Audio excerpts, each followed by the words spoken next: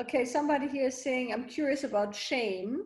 It was hard for me to move as shame because it is inherently freezing. I tried to keep my finger moving, but actually started to feel a sense of sickness. So I just changed my thinking and decided, okay, I don't want to work with shame today. So any advice on working with shame? Well, that is how you work with shame. And what I mean by that is that's fine. You notice you don't want to work with shame, and then you either don't or you stick your toe into the water. And how you stick your toe into the water is you unfreeze, right? And yes, you will feel nauseous because your body has a very strong sense of not wanting to go there. And so maybe you'll just do this, you get nauseous, you stop. Then you do something else, you get nauseous, you stop. And you allow yourself to work with it within the means of what you can do. One of the things with nonlinear is it's entirely non-impositional, meaning there's no forcing, there's no pushing to the edge, there's no going beyond your comfort. That's counterindicative to what we do when we work with the nervous system. And so you just do a moment and then you just move on and decide not to work with it till you feel like working with it again. And that's good practice. As you explore, you let it go, you explore, you let it go, and you don't force anything. So that's my suggestion there. You know, it took a long time to get into these places. It takes a while to get out of these places, and you can take your time there. And I think that's also very, very important. Hello. Hello.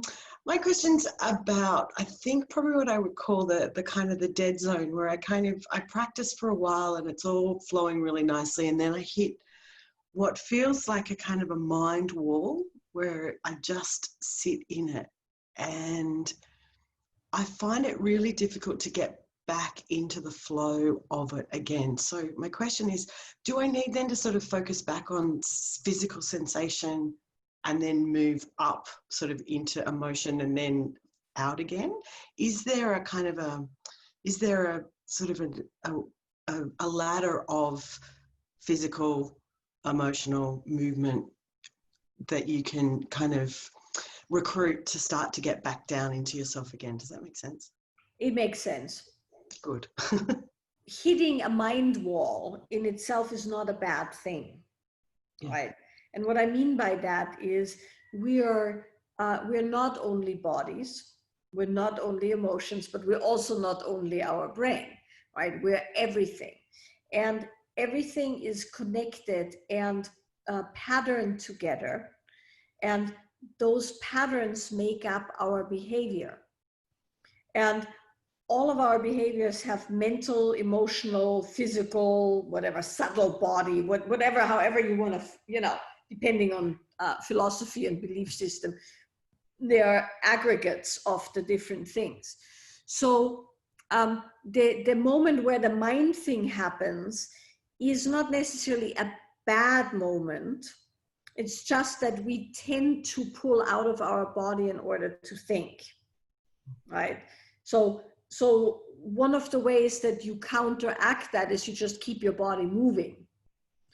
But you allow that mind thing to happen till it stops happening, right? Because otherwise you are kind of disempowering that faculty of yours, right? Because it does something, it says something, there's something happening, but you also don't buy into it. You know, you're not going, oh God, now, you know, I need to deal with this. You just be with that, you move as that, and then the next thing happens. So that's one way of dealing with it. Of course, you can always go back to physical sensation if you feel that you've lost it and you're kind of, you know, weaving back and forth like the proverbial poor circus elephant, right? And you're kind of, you know, you're gone. So what you can do is you can move your body in ways that are not habitual, right? So you do this, or, you know, like something really weird where where you go, whoa, what just happened, right? You just make yourself move in a way that you would normally not move. And then that allows you to still, you know, work with it, but interrupt the thing. Okay.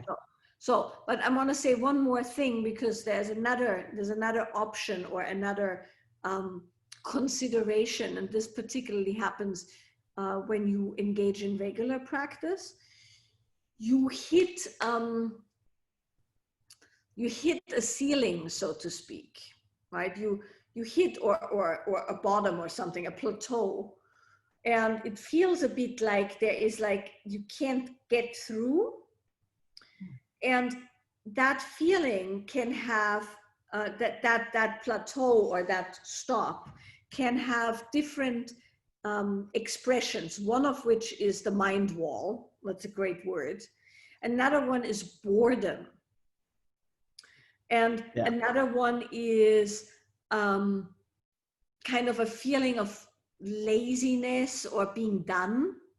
You know, you're like, yeah, well, it's not happening today. Yeah, it's fine. I'm going to stop, right? Oh God, you know, this is going on forever and ever, and I can't get into it, and like those kind of things. We all have them. I still have them. 30 odd something years into it, I still have them. So when I have them, I know that that's a kind of a. It's like a, you know, like when a thermostat shuts off the heat, it's a little bit like that. It's my being trying to not have to go any further. And if I just keep on, then eventually I drop into the next layer, and then there's a whole other unfolding of something, a whole other discovery. And so I've learned that boredom is my gateway into the next layer. Got it. So it's a bit of resistance. It can be, it's a bit of resistance or habitual closure. It's not always resistance, but it could also be habitual closure or the unknown, right? So it's like a sediment layer that you can drill through by relaxing, shifting the way you move, and just continuing. Okay. Yeah. Okay. More relaxation. And sometimes it's just done, right? But you won't know what's what till you've experimented. And as a rule of thumb, what I do is I set myself a timer. I usually do it via a playlist, so I don't have a ringing thing. And no matter what, I don't stop before that time is over. And then that takes my decision to not go further out of that process. You recommend, there's sometimes where I can do a short practice and sometimes where I can do a long practice. Is that okay to have a short playlist and a long playlist? Absolutely. Steve talks about letting your practice breathe and having like a golden thread, a through line. And so the letting your practice breathe means when you can only do a bit, you do a bit. And then when you can do a lot, you do a lot. And then it goes back down, you know, and so you have that option to fluctuate if you have a minimum, right? So maybe you have a 1 song minimum, and then that keeps you consistent. And when you can do more, you do more. And when you can't, you still have done the thing. He talks about it in meditation when he talks about flirting with the cushion, where you just sit your ass down for a few seconds and then you've done it, right? So that's a bit like that, you know. So my question is that sometimes I, especially if I'm having trouble getting into practice, I will find myself doing sort of self-soothing, repetitive motions like rocking or touching or something. And I was just wondering if sometimes it seems like maybe that is helpful and sometimes it seems like maybe it's not. And at what point do you try to move away from that? Yeah, I mean, that's a matter of experimentation, right? Because sometimes you just have to do that because that's what's required for the next thing. But then sometimes that can just keep you in a rut. And it's the already established pattern, which, you know, you don't need to do practice for. So, you know, that's a little bit like a matter of personal taste of how long you want to stay in a rut. Sometimes it's necessary, sometimes it's not. So how I do it for myself is if something goes longer than about a minute, I just shake it out. Like I move it differently.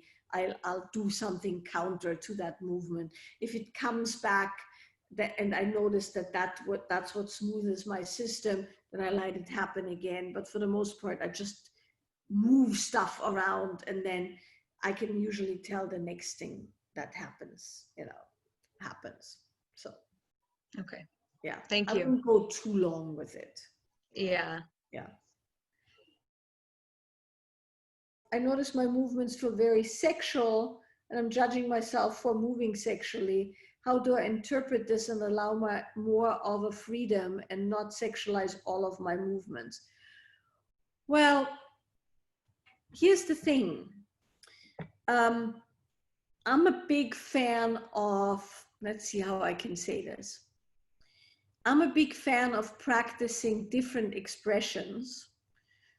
And what I mean by that is, so a lot of our women's practice, and some of that also happens in nonlinear, a lot of that has to do with being able to move in all different ways, right? So being able to move really sexual is great, but when you always have to move sexual, that's not great. So one of the things that I'm a big fan of is that you delineate your expressions. So you try on, so to speak, different flavors of expression. In the first year of the women's group, we specifically work with different flavors, everything from very soothing and light to very dark and dirty and everything in between, right? So that you are actually able to move sexually when you want to, but then you don't have to, and you can also engage in other expressions. Because no expression by itself is bad or wrong. What gets us and what trips us up is when we don't have choice over those expressions, when our body just does things automatically because that's what we've patterned ourselves for. And we're not able to move freely as a sexual being because we're always kind of worried that it comes out the wrong way. But then we can't not move sexually, right? Because it's not cultivated fully somewhere else. So one of the ways around that, when you wonder and you judge yourself for moving sexually, is you allow yourself to move really sexually and really, really, really explore that, so that that's a piece of the repertoire you have.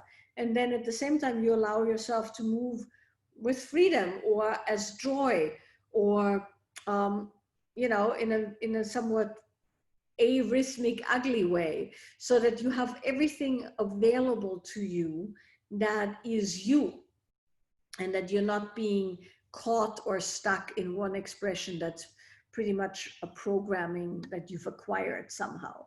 So that's one of the ways that you can get more freedom in your expression, is you delineate the expressions and you practice each of them distinctly and separately till you have actual cause over them, so to speak. I just wanted to ask about staying on your hands and knees.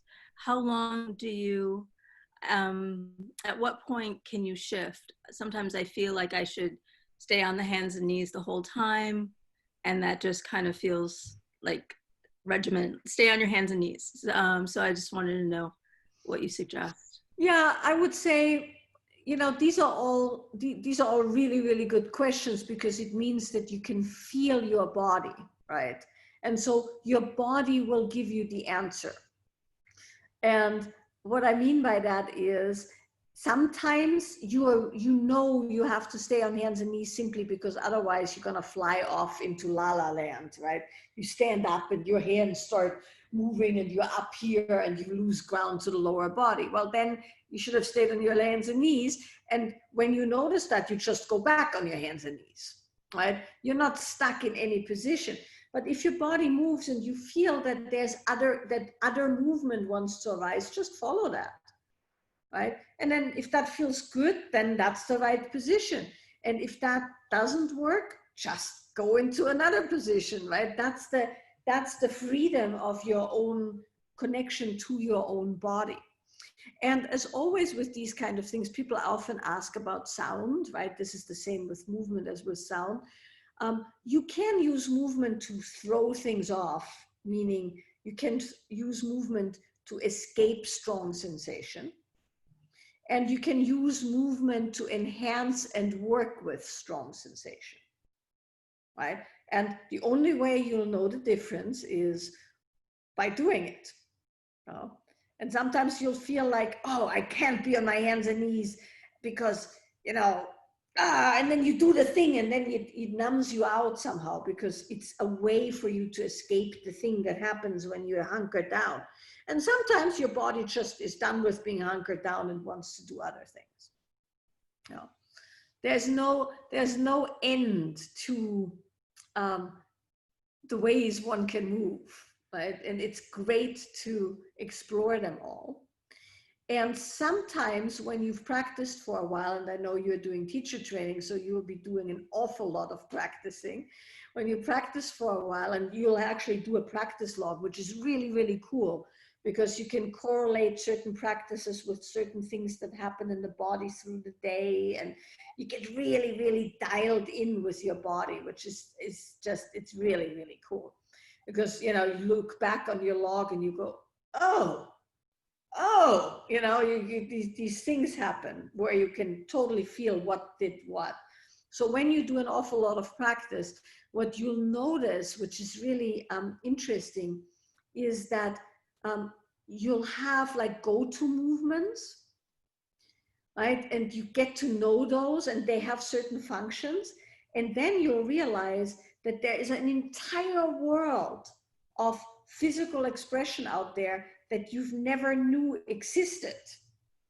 And your body will just like pop out all these strange motions and feelings and expressions. And you get this vast variety of the ways you can move. And that's really, really fun. Yeah. I remember once, I was in Amsterdam actually many, many years ago. I did like an all-night practice, and like about 5 hours into it, my body started doing these like super subtle motions on the front surface of my body. I was laying down at that point. I was super tired. And I could tell different muscle groups and like, it was the weirdest thing. It looked like the rippling of, you know, like a sea creature or something. And I had never had in my entire life the experience of that much subtle articulation in the body. And that, you know, that was total news to me. And then I went down an entire rabbit hole of like super subtle articulation, and that opened up a whole other realm and stuff. So it's good to feel what can be done. And then within that, you can also put yourself into a container that forces you to explore something specific. So you can say when you do daily practice, okay, today, regardless of what happens, I'm gonna only do this. And then within that really strict container, like I'm only gonna be on my back, let's say, right? Within that really strict container, things can show itself, or the resistance to those things, right? And then you'll go, I'm only staying on my hands and knees. And then you're gonna get really, really creative with your expression if your range of motion is restricted, right? And then some days you just go totally nuts, and you know, like there's exploration in all of it, is what I'm trying to say here. You. As you can tell, I can get endlessly excited about this. The body is just such an unbelievable tool. So, yeah. Thank you. Thank you. All right, everybody. Thank you so very, very much. Happy weekend to you Australians. Almost happy weekend to us here in the US. It's happening, people. It's 5:30. Not that we have weekends. Some of us, are in an eternal, I should say, Groundhog Day. But wherever you are, I hope you're having a wonderful day and evening. And I'll see you again soon. As always, you can email, post questions for me via the workshop email, and see you again soon. Thank you. Bye. Thank you. Bye.